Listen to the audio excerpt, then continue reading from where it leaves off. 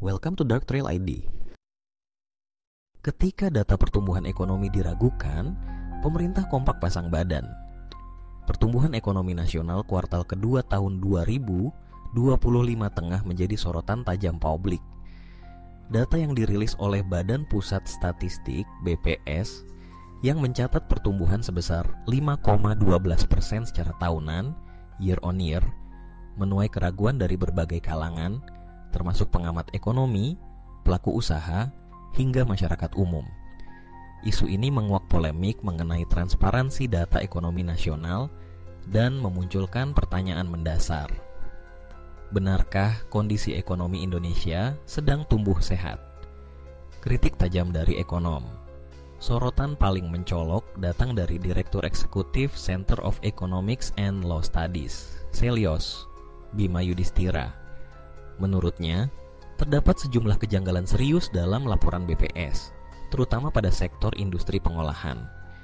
Bima menilai bahwa pertumbuhan sebesar 5,68% untuk industri pengolahan sangat bertolak belakang dengan data Purchasing Managers Index (PMI) manufaktur yang selama kuartal kedua tahun 2025 justru berada di bawah ambang batas ekspansi. PMI manufaktur Indonesia yang dicatat S&P Global menunjukkan penurunan dari angka 47,4 pada bulan Mei menjadi 46,9 di bulan Juni tahun 2025. Nilai di bawah 50 menunjukkan kontraksi dalam sektor manufaktur, dan bagi Bima, ini merupakan sinyal kuat adanya pelemahan ekonomi, bukan pertumbuhan.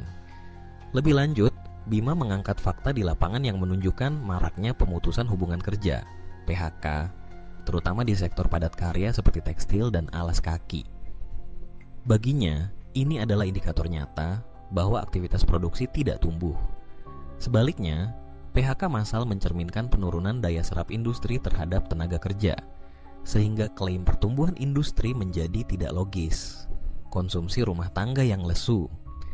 Selain industri pengolahan, konsumsi rumah tangga juga menjadi bahan kritik. BPS mencatat pertumbuhan konsumsi rumah tangga sebesar 4,97%. Padahal, konsumsi rumah tangga merupakan komponen terbesar dalam struktur produk domestik bruto (PDB) Indonesia dengan kontribusi mencapai 54,2%. Bima menilai angka ini tidak cukup untuk mendorong pertumbuhan ekonomi keseluruhan hingga menembus 5%. Menurut perhitungannya, agar pertumbuhan ekonomi bisa mencapai 5,12%, maka konsumsi rumah tangga seharusnya tumbuh di atas 5%. Artinya, ada ketidaksesuaian antar komponen yang membuat publik bertanya-tanya, apakah data ini merefleksikan realitas ekonomi di lapangan? BPS dan pemerintah pasang badan. Menanggapi kritik tersebut, BPS melalui kepalanya, Amalia Adininggar Widyasanti, menjawab dengan tegas. Ia menegaskan bahwa BPS menggunakan metodologi yang telah distandarkan secara internasional.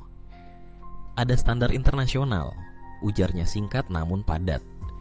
Amalia menegaskan bahwa data pendukung yang digunakan dalam perhitungan telah melalui proses verifikasi dan metodologi yang ketat.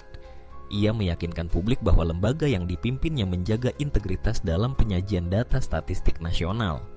Namun, ia tidak secara detail menjawab mengapa terjadi perbedaan mencolok antara data BPS dan indikator seperti PMI. Menteri Keuangan Sri Mulyani Indrawati turut membela BPS. Menurutnya, pemerintah selama ini menggunakan data dari BPS dalam menyusun kebijakan fiskal dan ekonomi nasional. Ia menekankan kepercayaan penuh terhadap metodologi dan proses pengumpulan data yang dilakukan oleh BPS. BPS tentunya menjelaskan mengenai datanya, metodologinya, sumber informasinya. Kita tetap percaya BPS, ujar Sri Mulyani di Istana Negara. Sri Mulyani bahkan menyebut bahwa isu ini belum menjadi perhatian khusus bagi Presiden Prabowo Subianto. Menurutnya, pemerintah tetap bekerja berdasarkan indikator yang disusun BPS dan menjaga kepercayaan terhadap akuntabilitas lembaga tersebut. Luhut dan Erlangga, dari optimisme hingga pembelaan tambahan. Ketua Dewan Ekonomi Nasional, Luhut Binsar Panjaitan, justru membawa narasi sebaliknya. Ia menyatakan bahwa pertumbuhan 5,12% masih bisa lebih tinggi apabila program deregulasi pemerintah berjalan lebih optimal. Luhut dalam pernyataan singkatnya menyebut pertumbuhan saat ini sudah cukup baik dan masih bisa ditingkatkan. Di sisi lain, Menteri Koordinator Bidang Perekonomian Airlangga Hartarto juga menyampaikan pembelaannya terhadap angka yang dirilis BPS. Ia mengatakan bahwa pertumbuhan ekonomi Indonesia kuartal kedua tahun ini termasuk yang tertinggi di kawasan ASEAN dan negara-negara kelompok 20, G20. Posisi Indonesia, menurut Airlangga, berada di peringkat kedua tertinggi. Airlangga bahkan mengklaim bahwa pertumbuhan ini mencerminkan tren positif dalam perekonomian nasional. Ia menyebut bahwa sektor-sektor seperti pertanian, industri, konsumsi, serta e-commerce mengalami pertumbuhan. Bahkan, industri kosmetik dan makanan minuman menunjukkan peningkatan yang pesat. Airlangga menyampaikan bahwa sejumlah perusahaan retail melaporkan kinerja lebih baik dibanding tahun sebelumnya. Ditambah lagi, proyeksi Dana Moneter Internasional (IMF) menunjukkan bahwa pertumbuhan ekonomi global akan naik dari 2,8% menjadi 3%. Menurutnya, kondisi global yang mulai membaik ikut mendorong pertumbuhan ekonomi domestik. Faktor stimulus dan mekanisme perhitungan. Menteri Sekretaris Negara sekaligus juru bicara Presiden, Prasetyo Hadi, turut menjelaskan bahwa angka pertumbuhan ekonomi tak lepas dari berbagai stimulus yang digelontorkan pemerintah. Stimulus tersebut mencakup belanja pemerintah, konsumsi rumah tangga, hingga peningkatan investasi.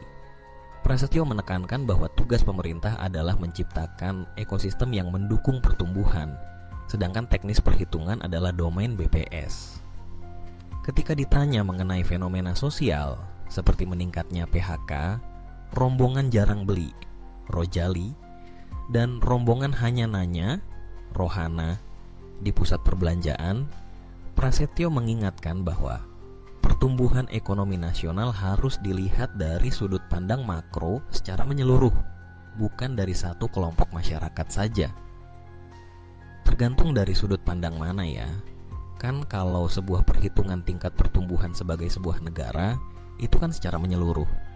Tidak bisa kemudian hanya dari satu kelompok masyarakat, tuturnya. Penutup, perlu transparansi dan dialog terbuka. Data pertumbuhan ekonomi Indonesia kuartal kedua tahun 2025 telah membuka babak penting dalam relasi antara pemerintah, lembaga statistik, dan masyarakat. Di satu sisi, pemerintah menunjukkan keyakinan penuh terhadap integritas dan metodologi BPS. Di sisi lain, masyarakat dan pengamat ekonomi mengharapkan akurasi, transparansi, dan kesesuaian antara data dan kenyataan di lapangan.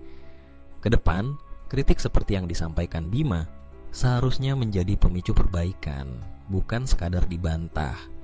Pemerintah perlu membangun sistem statistik yang makin terbuka, kolaboratif, dan bisa dipercaya oleh semua pihak agar pertumbuhan ekonomi tidak hanya terlihat di angka, tapi juga terasa di kehidupan nyata. Terima kasih sudah menonton, jangan lupa subscribe